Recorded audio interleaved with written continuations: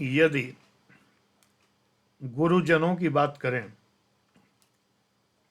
तो बहुत से व्यक्ति हैं जिन्हें मैं गुरु पद पर स्थापित करता हूं, लेकिन मैंने उन्हें गुरु नहीं बनाया यानी दीक्षा नहीं ली।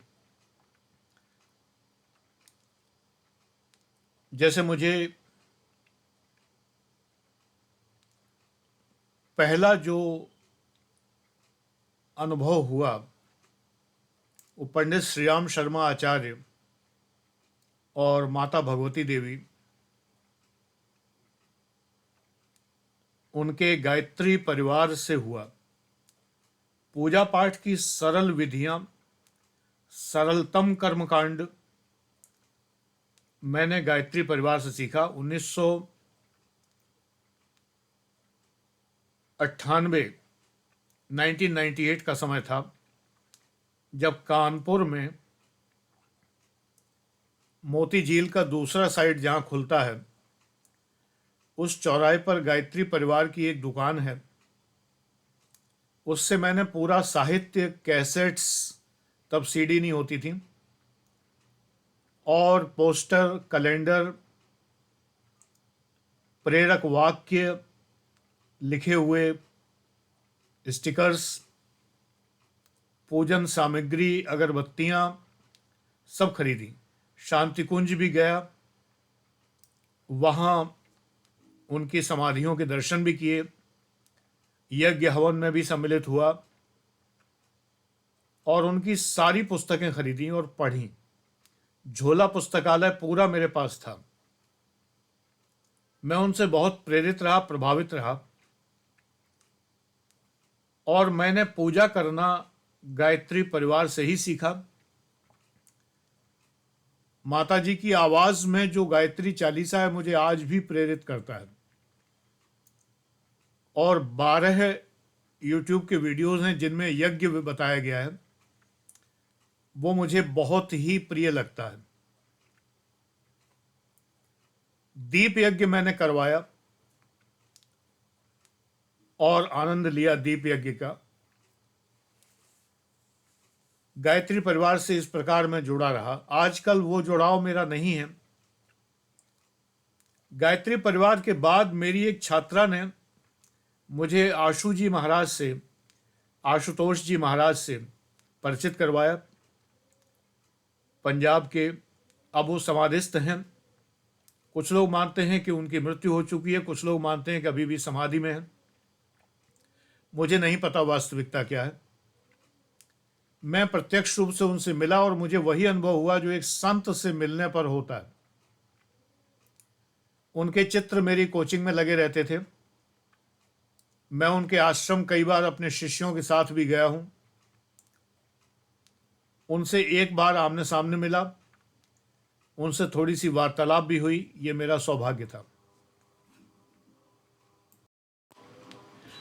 दिव्य ज्योति संस्थान है उनका, उसके द्वारा आयोजित श्रीमद् भागवत गाजियाबाद में हुई थी। उसमें मैं एक दिन का यजमान भी बना था, और समय समय पर मैंने उस संस्था को जो उचित मुझे लगा वो मैंने अर्पण भी किया। अर्पण समर्पण के बिना तो काम चलता नहीं है। इस मामले में तो गायत्री परिवार ऐसा है कि जहां पर कुछ भी आपको नहीं देना है। कोई महंगा खर्च नहीं है, सब चीज बहुत सस्ती है। बहुत कम पैसों में आप कर्मकांड कर सकते हैं। ये विशेषता है वहां की। तो आशुतोष जी महाराज के आश्रम में दिल्ली और पंजाब के उनके एक आश्रम में, मैं जगह भूल गया, दिल्ली पीतमपुरा में था, वहां मैं गया, लेकिन मुझे ध्यान का अनुभव नहीं हो पाया। ध्यान से परिचित वो लोग नहीं करा पाए मुझे। गायत्री परिवार में भी कर्मकांड से तो परिचित अच्छे से कराया, मुझे बड़ा अच्छा लगा, लेकिन ध्यान से परिचित नहीं कराया क्योंकि मैं गया नहीं। अगर मैं शिविर में जाता, ध्यान शिविर में, तो वहां ध्यान के लिए भी अवसर उपलब्ध थे, मैं गया ही नहीं। तो दीक्षा मैंने गायत्री परिवार में भी नहीं ली। आशुतोष जी महाराज के यहाँ ज्ञान लेना कहते थे, तो वो ज्ञान मैंने वहां भी नहीं लिया। असल में हम लोग दीक्षित हैं, हमारा वंश ऑलरेडी दीक्षा प्राप्त वंश है। कोई घमंड की बात नहीं है, परंपरा है वंश की। हमारे पुरखों ने रेस्ट्रिक्ट किया है कि हम किसी बाबा से, किसी साधु से, किसी सन्यासी से, किसी संत पुरुष से दीक्षा नहीं लेंगे, क्योंकि हम दीक्षित हैं। हमें ईश्वर ने स्वयं दीक्षा दी है और हम लोग गुरु समुदाय के लोग हैं। पुरोहितों में जो गुरु समुदाय था, यानी जो गुरु बनते थे, यज्ञ, मैं बता दूं, यज्ञोपवीत संस्कार होता है, उस संस्कार में गुरु बनते हैं जो ब्राह्मण होते हैं, और वो कान में गायत्री मंत्र देते हैं यजमान के। तो वो गुरु संप्रदाय हमारा था, यानी हम दीक्षा देते हैं, दीक्षा लेते नहीं। तो हमारे यहाँ दीक्षा लेने का प्रावधान नहीं है।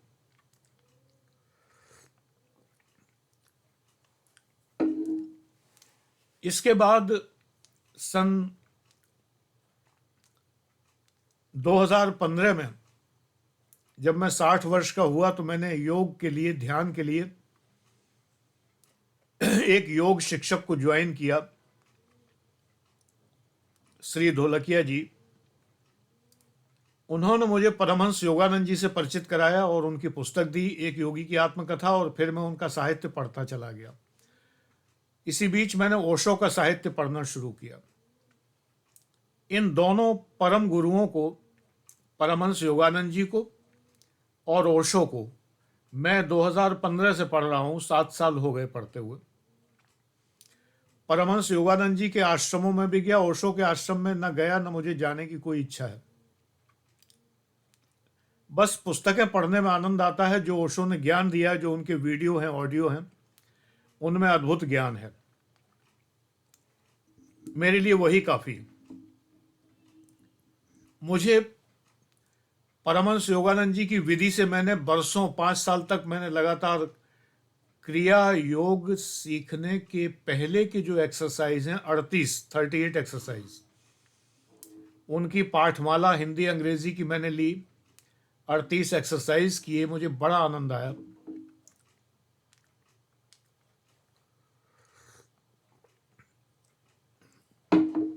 अड़तीस एक्सरसाइज दिन में 2 बार करने होते हैं, 15 मिनट में हो जाते हैं, लेकिन मैं एक बार करता था। इसलिए मैंने क्रियावान पद के लिए, क्रियावान एक पद है वहां पर, जो लोग कई साल तक लगातार दोनों टाइम 38 एक्सरसाइज करते हैं और बाकी कर्तव्यों का पालन करते हैं, वो अप्लाई कर सकते हैं। तो मैंने अप्लाई नहीं किया, क्योंकि ईमानदारी से मैंने दोनों टाइम तो किया नहीं था। तो क्रियावान के लिए मैंने अप्लाई नहीं किया। क्रियावान अगर होते हैं तो एक तरह से दीक्षा मिल जाती है। बात वही है, दीक्षा मुझे लेनी भी नहीं थी। तो परमहंस योगानंद जी की शरण में मैं गया, लेकिन उनका बहुत सा साहित्य मुझे प्रेरित नहीं कर पाया। गॉड टॉक्स टू अर्जुन खास करके मुझे बिल्कुल प्रेरित नहीं कर पाई पुस्तक, जो है, आई एम सॉरी टू से। बहुत प्रतीकात्मक है और वो तर्क के गले नहीं उतरती। अब मस्तिष्क तर्कशील है, इसको क्या करें। गुरु के चरणों में अगर अखंड आस्था रख के सीधे समर्पित हो जाएं तो शायद कल्याण हो जाता। मेरा नहीं हुआ, क्योंकि मैं सीधे समर्पित किसी गुरु के चरणों में हुआ ही नहीं। अपना तर्क जो है मस्तिष्क का हावी रहा। ये नुकसान करता है, निश्चित रूप से ये चीज नुकसानदेह। ओशो भी बहुत प्रभावित करते हैं। सबसे बड़ी बात जो ओशो ने प्रभावित किया मुझे, वो ये कि उन्होंने अद्वैत, मैं द्वैतवादी हूं, मैं अहम ब्रह्मास्मि नहीं मानता, परमहंस योगानंद जी मानते हैं। तो गुरु शिष्य का तालमेल वहीं नहीं बैठ पाता। वो अहम सह कहते हैं, मैं अहम सह नहीं मानता। सोहम नहीं मानता मैं, शिवोहम नहीं मानता मैं। और बहुत से तर्क हैं मेरे पास जो द्वैतवादियों के तर्क होते हैं, वो सारे तर्क मेरे पास हैं। मध्वाचार्य आनंद तीर्थ द्वैतवाद के प्रतिपादक हैं और उनके जितने तर्क हैं उनसे मैं सहमत हूं।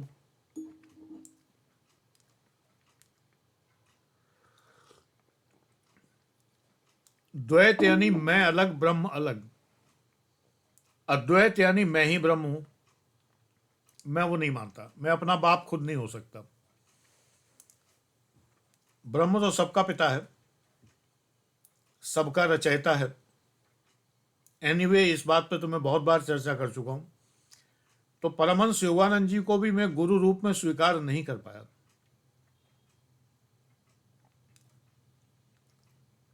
ओशो, दीक्षा तो मुझे लेनी नहीं है किसी से भी। ओशो ने अद्वैत को बहुत अच्छे ढंग से समझाया हुआ है। दूसरी बात, ओशो में वैरायटी बहुत है। ताओ उपनिषद भी बताते हैं, बौद्ध सूत्र भी बताते हैं, जैन सूत्र भी बताते हैं। मुल्ला नसरुद्दीन की मजेदार कहानियां भी सुनाते चलते हैं एग्जाम्पल के तौर पर। लाओजो के बारे में ताओ उपनिषद वो भी बताते हैं। देश विदेश के विभिन्न चिंतक, देकार्तेस हो चाहे कोई भी हो, प्लेटो, अरस्तु, कोई भी, सब के बारे में बताते हैं। मुझे ऐसा बड़ा पसंद आता है।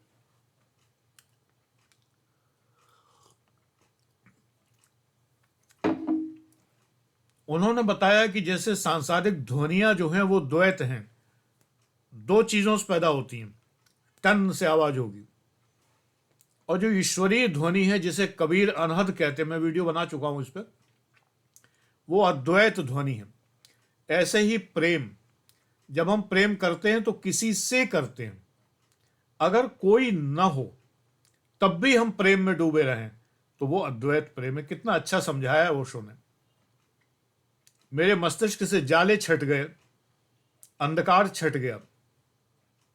गुरु की परिभाषा ही यही है कि ज्ञानांजन शलाकया चक्षुरुन्मीलितम येन तस्मै श्री गुरुवे नमः। तो गुरु तो मेरे समय समय पर ये चार तो संत महापुरुष रहे ही हैं। इसके अतिरिक्त गुरु नानक की वाणियां मुझे बहुत पसंद है। ओशो ने गुरु नानक देव के बारे में बहुत कुछ बताया। एक ओंकार सतनाम पुस्तक में पढ़ रहा हूं आजकल, करीब करीब 50% पुस्तक में पढ़ चुका हूं।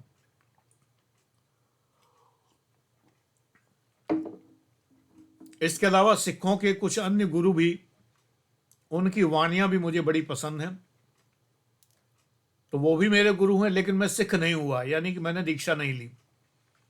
शब्द सुनता हूं, कीर्तन सुनता हूं, worldgurudwara.com को फॉलो करता हूं।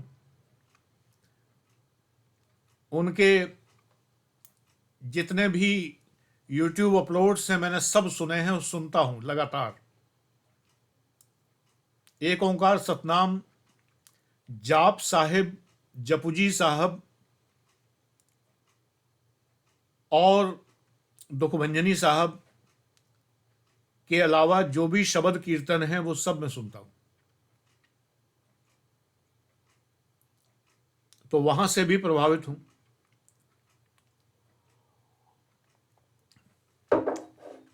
सूफीज्म हालांकि ट्रांस में बिलीव करता है, यानी एक खास तरह की संगीतमय वातावरण में व्यक्ति स्वयं का आपा भूल जाता है और अन अल हक कह बैठता है, आम ब्रह्मास्मि। मैं खैर उसमें तो बिलीव नहीं करता, लेकिन सूफी नात और कव्वालियां मुझे बड़ी पसंद है। सूफी का मतलब ये नहीं कि मैं वो एक वो गायक हैं सूफी के नाम पे जो गाते हैं, वो मुझे पसंद नहीं। जिन्होंने कूड़ा गान गाया है, जो कूड़े कूड़े वाली गाड़ी आती है उसमें वही गाते, मैं नाम भूल गया उनका। वो सूफी के नाम पे बड़े प्रसिद्ध हैं। नाम उतर गया, दिमाग से उतर गया। इतना मुझे उनकी आवाज नापसंद है कि उनका नाम तक दिमाग से उतर गया। उनका सूफी गान में नहीं सुनता। नुसरत फतेह अली खां हैं, साबरी ब्रदर्स हैं, और बहुत से हैं। उनका सूफी कलाम और सूफी गायन कोक स्टूडियो में बहुत लोग गाते हैं। आबिदा परवीन गाती हैं। अभी संपा जबरदस्त अली मौला गाया है, जबरदस्त गाया है। नृत्य भी उनका जबरदस्त है, अभी संपा।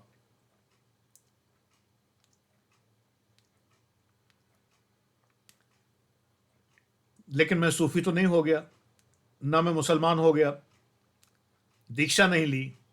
दीक्षा कहीं नहीं लेनी है, प्रभावित बहुतों से होना है। अच्छा अच्छा सबसे ले लेना है और ज्यादा अच्छा बनने का प्रयास करना है, बस। सभी गुरुओं को प्रणाम है, अवहेलना किसी की नहीं है, आलोचना किसी की नहीं है, सभी को प्रणाम है। ऐसे बहुत से मास्टर्स, बहुत से गुरु मेरे जीवन में आए, रहे, रहेंगे। उनसे मेरा जीवन प्रभावित हुआ है और एक वैराग्य भाव मन में घर करता जा रहा है। बहुत जल्दी ही शायद मैं एडमिशन देना भी बंद कर दूं, अभी भी ना के बराबरी है। मैं कोई प्रयास ही नहीं करता।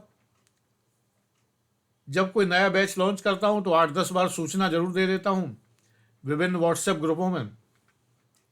काम लायक 10-20 एडमिशन हो जाते हैं, थोड़ा सा काम चल जाता है। ये जो थोड़ा सा काम चलना है, यही तो माया है। मैं इससे भी धीरे धीरे मुक्त हो जाऊंगा तो मैं न बैच लॉन्च करूंगा, न कोई एडमिशन दूंगा। आपके सामने रहूंगा जितना शक्ति है मेरी, जितने दिन जिंदा हूं और बोलने लायक हूं, अपीयर होने लायक हूं, चाहे झुर्रियां लटक जाएं, चाहे गाल नीचे आ जाएं, बोलने लायक हूं तो आपके सामने बोलता रहूंगा। आप लोग देखें या ना देखें, एक दिन वो भी आ सकता है कि कोई ना देखे मेरा वीडियो, में फिर भी मौजूद रहूंगा। ईश्वर तो देख रहा है।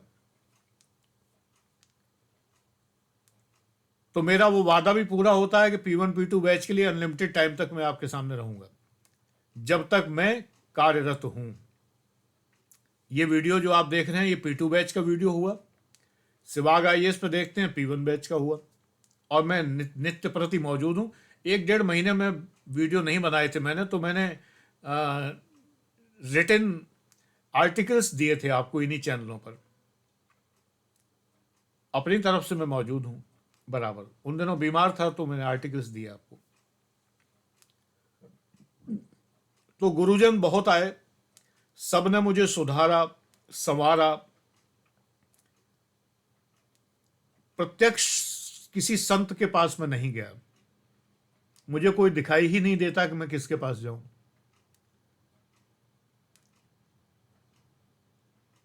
कल्पना करता हूं कि काश देवराहा बाबा होते या इस तरह के जो संत हैं, बाबा नीम करौली होते, मैं दर्शन करता, प्रणाम करता। ऐसा कोई संत आजकल मुझे दिखाई नहीं देता जिसके पास मैं जाऊं और साक्षात प्रणाम करके, बस आशुजी जी महाराज को मैं जरूर मिल के आया था, साक्षात प्रणाम करके आया था।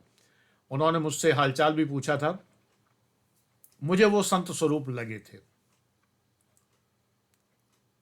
आलोचनाएं तो सबकी होती हैं, उससे क्या करना। लेकिन आजकल अब मुझे कोई ऐसा संत नहीं लगता। मैं उन बाबाओं की शरण में नहीं जा सकता जो अपने को ब्रह्म कहते हैं, न उनके पंथ में जा सकता हूं।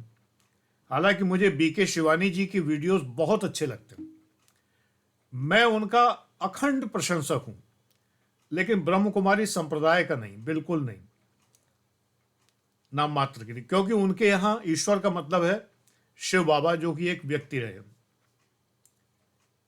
तो इसलिए उनके मत को मैं प्रणाम करता हूं। आप अच्छे हैं, बहुत अच्छे हैं, लेकिन मैं आपको नहीं मान पाऊंगा।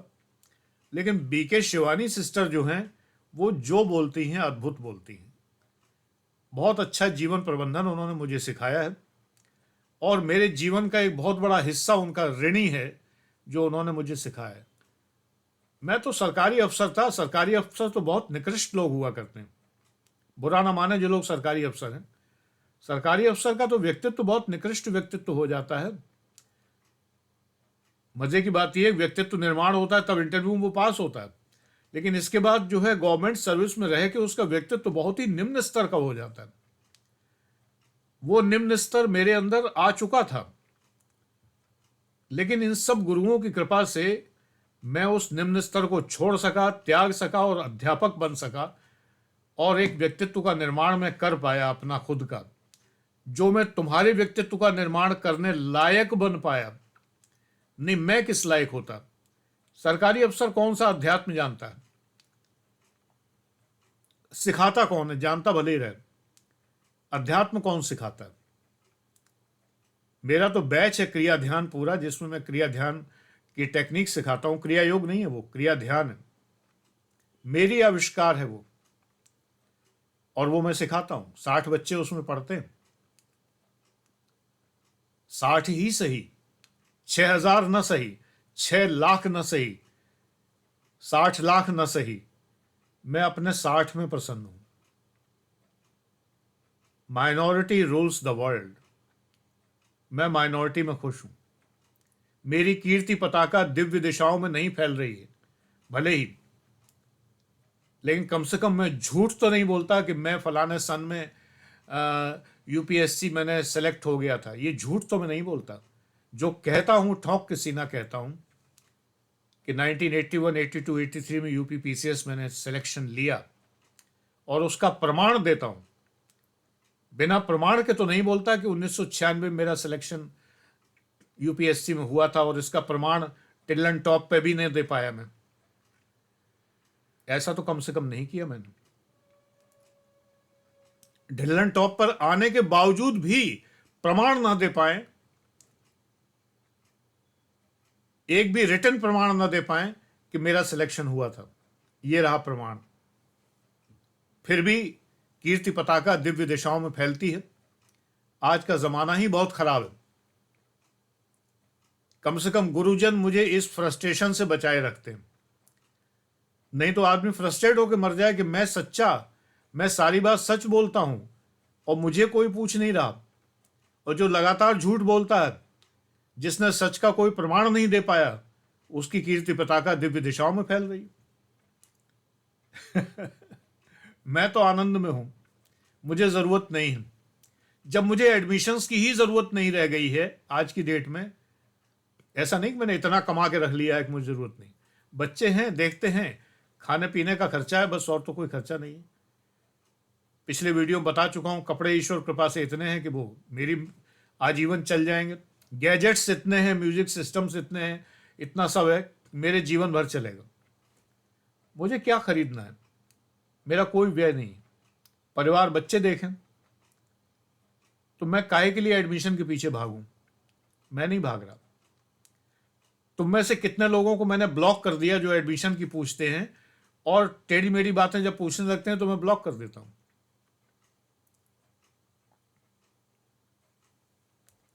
ये मुझे इन गुरुजनों ने ही सिखाया, असंपृक्त रहना, अनअटैच रहना। मैंने एक वीडियो में कहा था कि ये पूरा जितना भी बहुत डेकोरेटेड पूरा जो महल है, एग्जैक्टली अगर आप इसके अंदर एंटर हो, जो हॉल है मेरा, तो आपको लगेगा कि आप किसी राजमहल में आ गए। लेकिन मुझे ये अपना लगता ही नहीं है। मुझे लगता है ये मेरा नहीं है, इदन्नमम, ये मेरा नहीं है। मैं यहां उपयोग करता हूं, उपयोगता हूं। अपना काम किया, वीडियो बनाए, खट से नीचे उतर जाता हूं। मेरा रुकने का मन ही नहीं करता। इतने सुंदर वातावरण में मेरा रुकने का मन नहीं करता। अपना बेड भला और मैं भला। बहुत हो गया आज, इतना ही ठीक है। Thank you.